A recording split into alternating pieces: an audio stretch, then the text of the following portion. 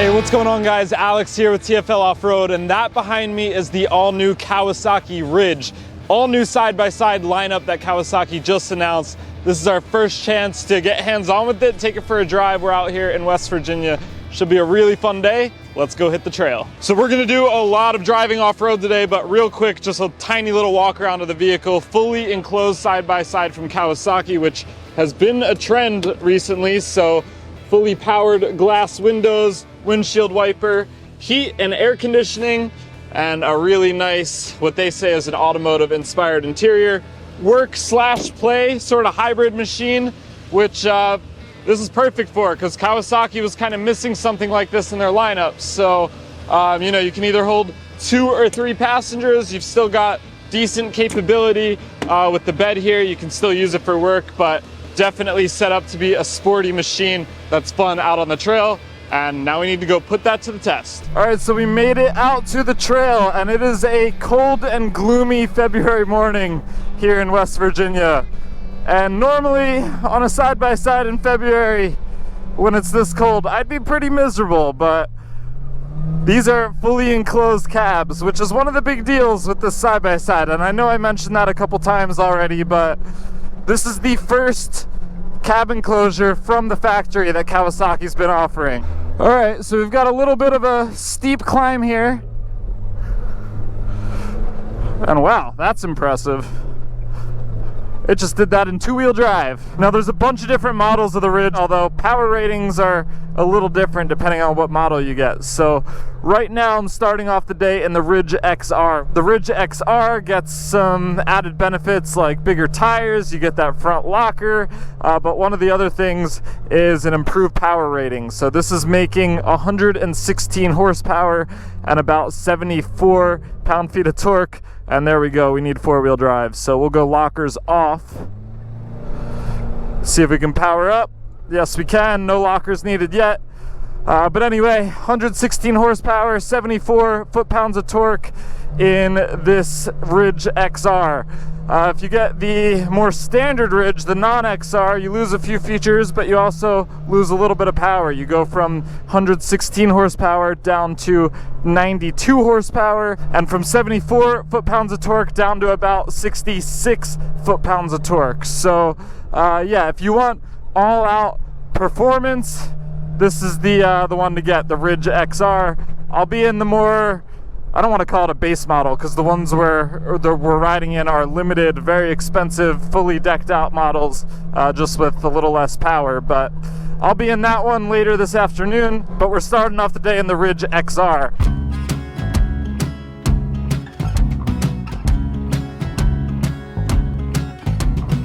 Very aggressive looking styling up front. I really like the look of this machine. I think they nailed it. Headlights look good. And especially when it's coming down behind you, towards you on the trail, it looks very mean and aggressive. You've got solid metal inner fenders there, which is super nice. A lot of times those are plastic tubs, so very sturdy. You've got a 2-inch receiver hitch in the back, as you would expect. Take a look at the bed here.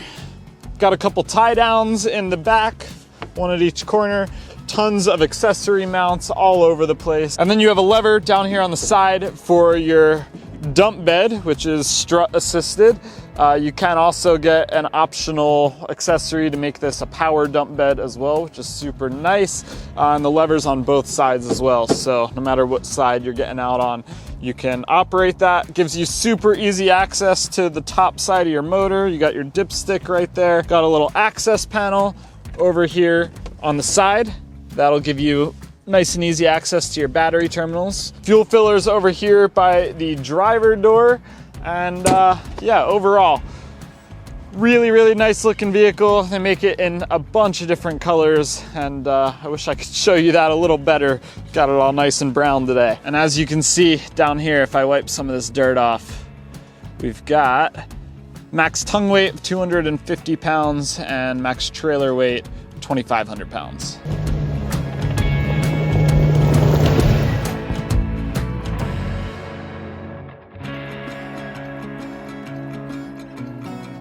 I'm gonna switch it into work mode here. We'll give this engine braking a shot.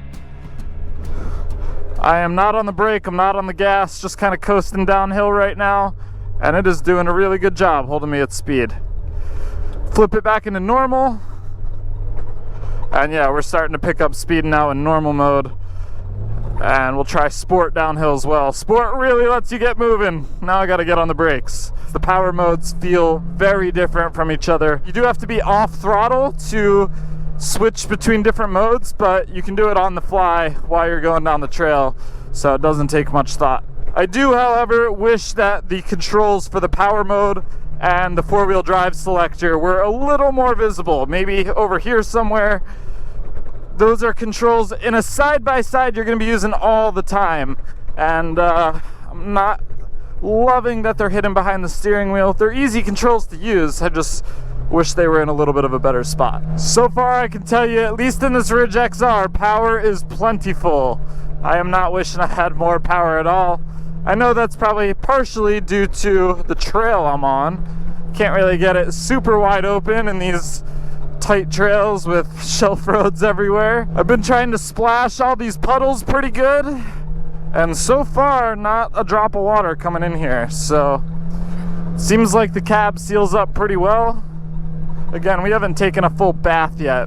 Also, after going through all that mud, I've got a little windshield wiper, and the mud's a little dried out, so give it a little spray action. Very nice.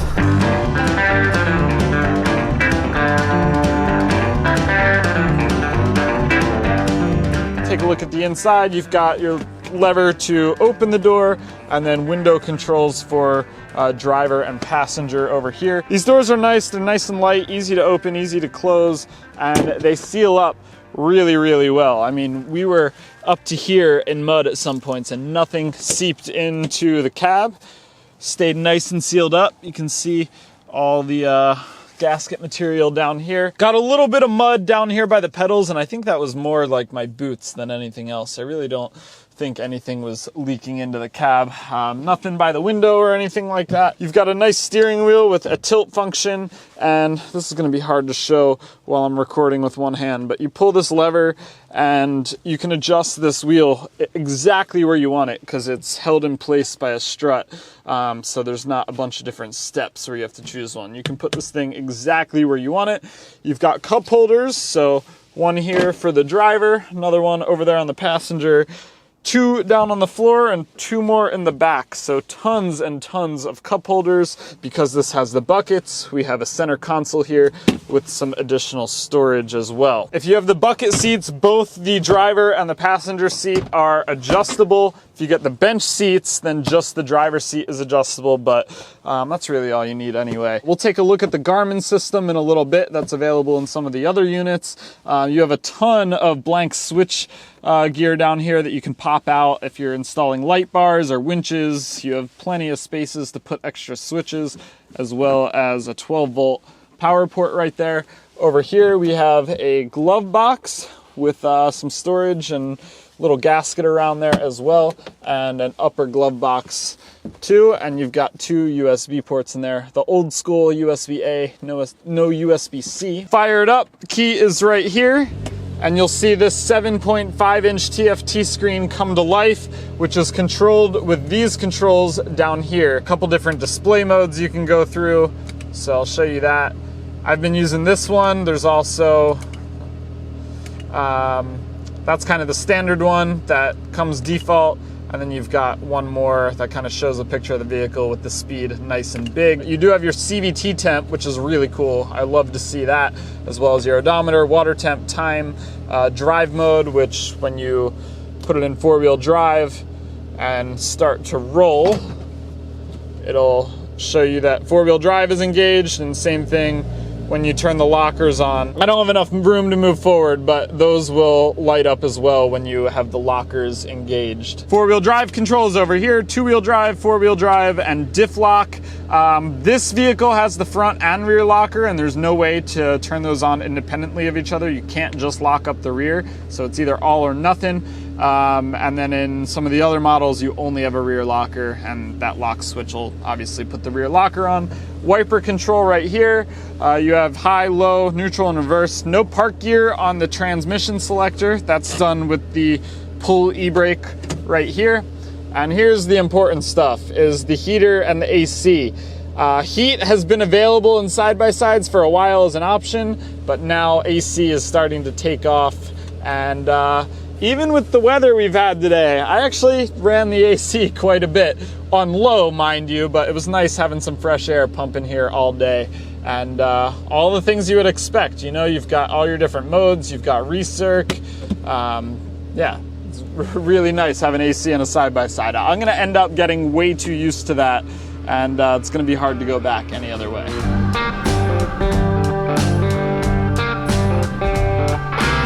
Now, I've been having a blast on this trail all morning so far, and that's what's great about a vehicle like this. I've said it before, it's my favorite class of side-by-side, this work/play machine. We've got some deep mud here. We're just in our normal drive mode right now, but we'll creep on through it. And you can see in front of us, it's getting close to the doors here. And we took that pretty slow, no seepage at all. But yeah, like I was saying, this is just like the perfect blend of everything you need in a side-by-side. Two vehicles in front of us. There's a big KRX 4-seater, which is Kawasaki's really sporty side-by-side. And yeah, those are super fun and super powerful, but they're also way longer than these. So turning those around in a tight spot can be problematic. And yeah, on a trail like this, you're not going flat out all the time. 9 times out of 10, even if I'm just going for a recreational sport ride, I'd probably take the hybrid machine like this Ridge over something like a KRX. Now, as much as Kawasaki is saying that this is an automotive-inspired interior, it's still a side-by-side interior. And I saw the same thing with the Polaris Ranger XD that I reviewed last year. Same thing, they were saying that was an automotive interior.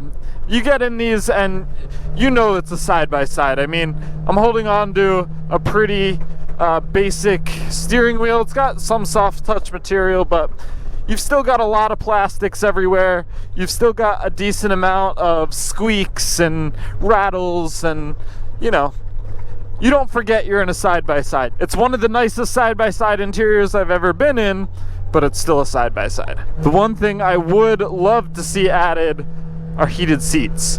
We've got air conditioning, we've got heat, we've got, you know, windshield wiper with sprayers. Just about every car has heated seats now. I'm not asking for ventilated seats in a side-by-side, but heated seats would be awesome. There's enough people that use these to, you know, plow snow or just work in the winter. I think heated seats would be a really nice touch.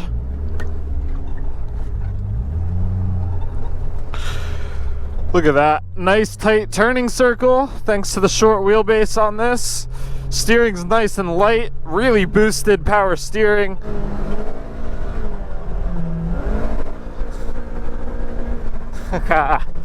I can't believe how much fun you can have in a side-by-side with a trailer hitch that's rated to tow 2,500 pounds that has a dumping cargo bed.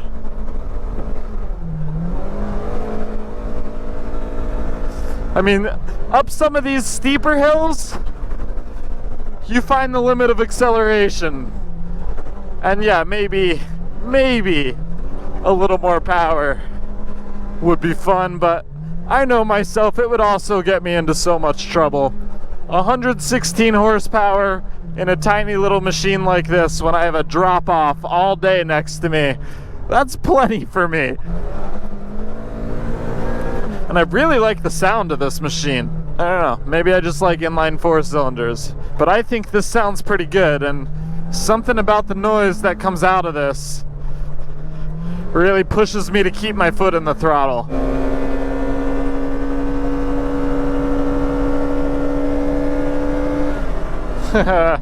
Moves pretty good too. That was 70 miles an hour according to the dash right here on pavement. Top speed, I believe, is 74 miles an hour, and it's a little bit lower in the non-XR. Obviously, you got more power in this one, but that moves pretty good.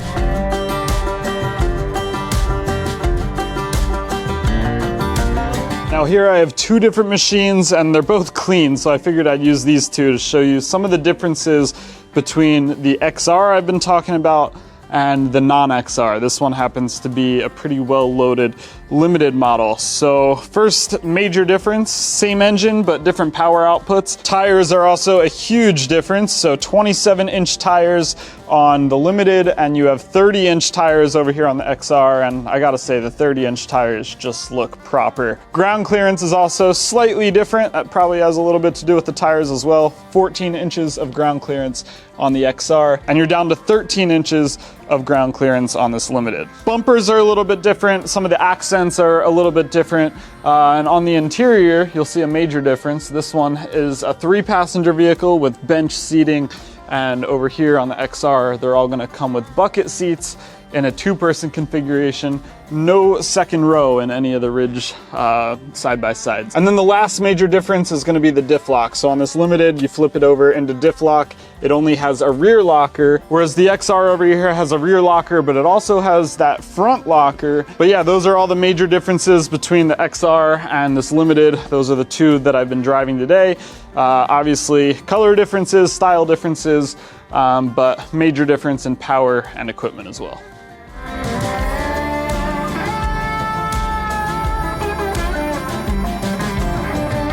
All right, now we're switching machines to the limited, the non-XR. So let's jump in this, get it out on the trail, see how it compares to the one we spent all morning in. How does it feel compared to the Ridge XR? Because you're down, what, 24 horsepower in this compared to the Ridge XR. And you can feel it a little bit, but I think the trail and the terrain we're on is kind of masking the effect a little bit, because 24 horsepower is definitely going to be noticeable on a lot of terrain. But the trails we're on here, you can't really push it flat out all the time. If I were out in the sand dunes in Utah, I'd probably be wishing that I had the XR with 114 horsepower, but still, this is plenty fun. The thing that is a little bit interesting to me is that you can't get the more powerful Ridge XR configuration in this limited. I think there's definitely some people out there that if they're gonna go big and buy an expensive side-by-side, they're gonna go all the way. They're gonna want the 114 horsepower and the winch and the Garmin tread and it to look really cool and the big tires, but you can't get the limited with the big tires and the more powerful engine now. I think we can kind of safely assume that that's coming down the pipeline from Kawasaki maybe next year or the year after. This isn't Ridge specific, but it does always make me laugh when I get on a really rocky trail like this in a side-by-side, because you can just fly down them.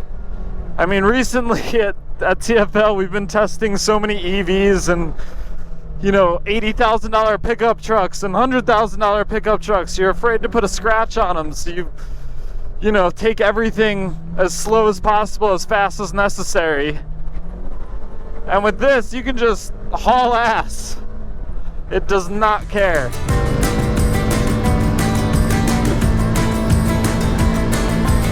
This is the Ranch Edition, but as you can see, not a full cabin closure. So this one has a ton of accessories on it, about $8,500 worth of accessories, including these half doors. You've got side mirrors.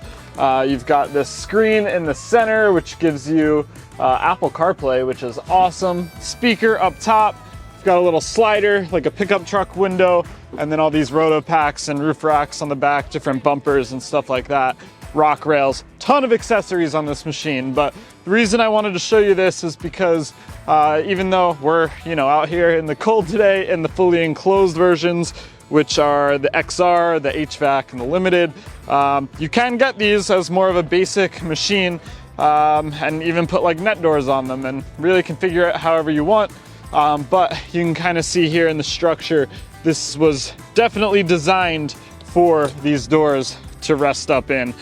So, you know, like I was talking about, not a machine that Kawasaki just threw an enclosure on after the fact. It was definitely built from the ground up with a full cabin closure in mind, and then some of the lower cost models don't come with all the features you get over there on the XR. I do have to say though, CarPlay on a side-by-side, really, really neat. I can't turn the music up right now because YouTube will get mad at me for copywritten music, but I really love that feature. That's awesome to see. And this Ranch Edition interior screams premium too. Look at those seats. All right, there are some interior differences between this Limited and what I showed you earlier. So first of all, some of the materials are a little different. It's a little brighter inside this cabin, but the main thing you're gonna notice is this screen right here. You also have a winch controller that wasn't present in the XR this morning. That obviously didn't have a winch, but let's fire this up real quick so we can get this screen going and I can show you what's going on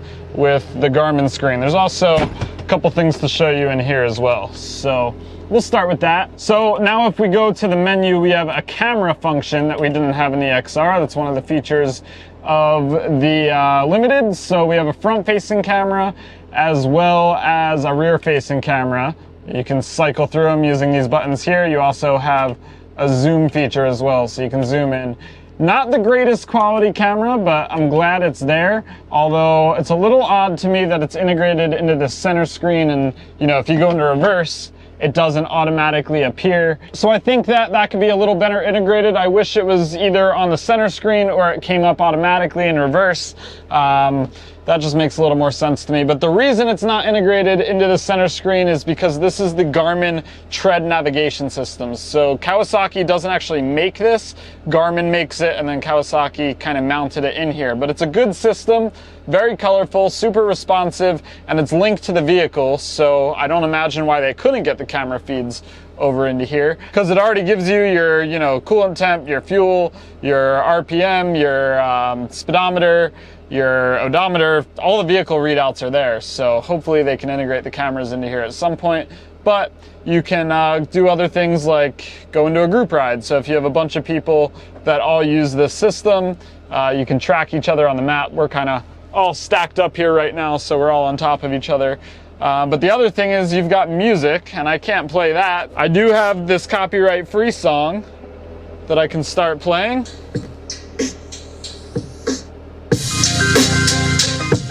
And it gets really loud, really, really loud. So yeah, it's cool that you've got tunes integrated there. I'll leave that kind of playing in the background as I tell you about it. It's basically just this roof bar. So it's basically like a Bluetooth speaker that interfaces using this, but it's easy to get your phone synced up to it and everything. Little bit of a bummer though is that CarPlay I showed you earlier. You can't use the Garmin and the CarPlay. So if you want that CarPlay accessory, you got to get rid of this. I do like this Garmin system for the music, but I do wish it had a little more functionality, like the cameras being integrated or CarPlay. Because anytime I'm off-roading, I use the Onyx off-road app to make sure I know where I am and check out what trails are near me, see what I want to do for the day. And it'd be nice if I could get that integration up here on this screen. At the moment, you can't do that with this Garmin screen, just the CarPlay accessory radio that you can add in there.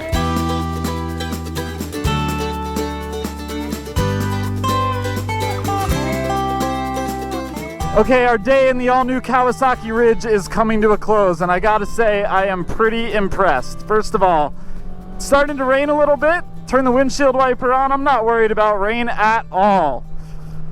It's pretty humid here in West Virginia. I've had the AC cranking most of the day. Could actually use it a little higher right now. I had the heat on this morning when it was still pretty chilly out.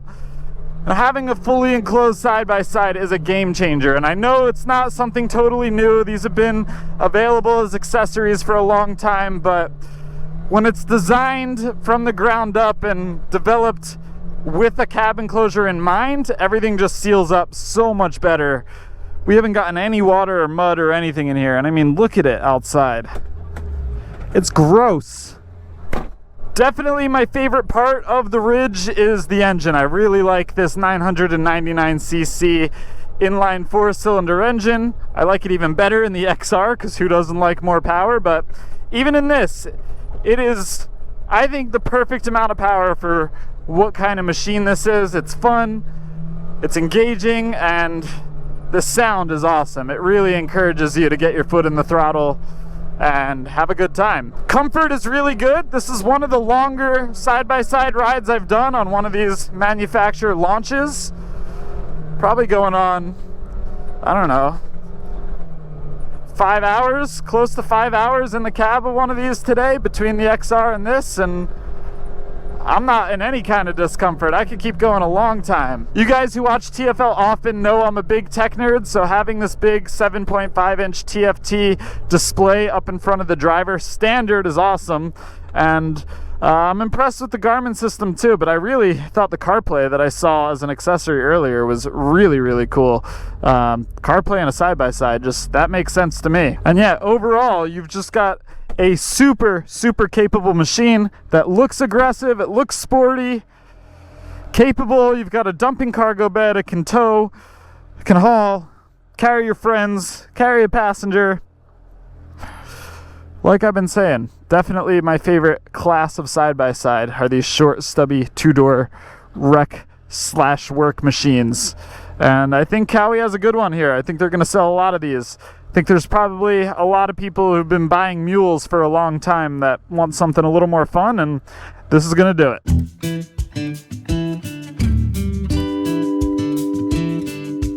Well, there you have it, the all-new Kawasaki Ridge, their new work/play hybrid machine that falls right in between the KRX and the Mule. The Teryx sort of used to fill this space, but I think this is a much better machine. No doubt it's a much better machine. Now, pricing on the base model hasn't been announced yet, but the Ranch Edition I showed you earlier without the full cab enclosure starts at $23,999, so right about $24,000. And that one I showed you had about $8,500 worth of add-ons onto it, pushing the price above $30,000. The cheapest you can get a full cab enclosure with air conditioning and heat is the Ridge HVAC. That starts at $30,000, and then this limited model here starts at $33,499 with the winch, the premium paint, the Garmin system, all that stuff is included. Now I'll flash the pricing for the XR model up on the screen right now because that was just announced, but I think this is going to be a huge hit for Kawasaki. On paper, it's super capable.